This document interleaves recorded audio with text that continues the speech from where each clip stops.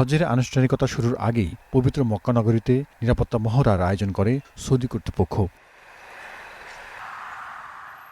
হাজিদের আগমনে সৌদি নিরাপত্তা বাহিনী তাদের সক্ষমতা ও প্রস্তুতির এই মহড়া চালায়। বিশ্বের সামনে নিশ্ছিদ্র নিরাপত্তা ব্যবস্থার বিভিন্ন দিক তুলে ধরেন নিরাপত্তা বাহিনীর সদস্যরা।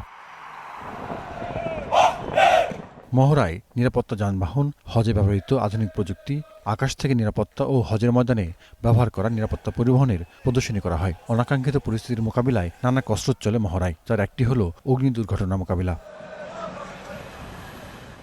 সন্ত্রাসী হামলা প্রতিহত করতে নিজেদের সক্ষমতা প্রদর্শন করেন কমান্ডোরা। ব্যবহার বাড়ানো হয়েছে কৃত্রিম বুদ্ধিমত্তারও। কর্মকর্তারা জানান, লাখ লাখ মানুষের ভিড় সামলাতে কৃত্রিম বুদ্ধিমত্তা ও ডেটা পুলের ব্যবহার ভবিষ্যতে আরও অপরিহার্য হয়ে পড়বে।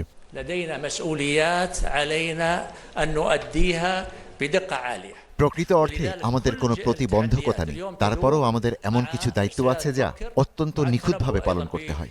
সমস্যার উদ্ভব হওয়ার আগে তা অনুমান করে তার সমাধান করতে হয়। বিগত বছরগুলোতে অর্জিত অভিজ্ঞতার এক বিশাল ভাণ্ডার আমাদের সমৃদ্ধ করেছে। আগামী বছরগুলোতেও এর প্রয়োগ অব্যাহত রাখব।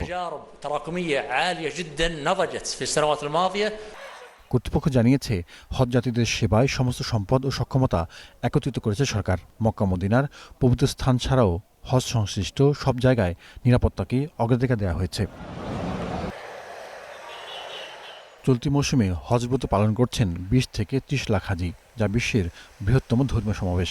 হজ উপলক্ষে যাওয়া মুসল্লিদের আবাসন, পরিবহন ও কর থেকে প্রাপ্ত অর্থ সৌদি সরকারের আয়ের অন্যতম প্রধান উৎস। Zahidur Rahman, Star news.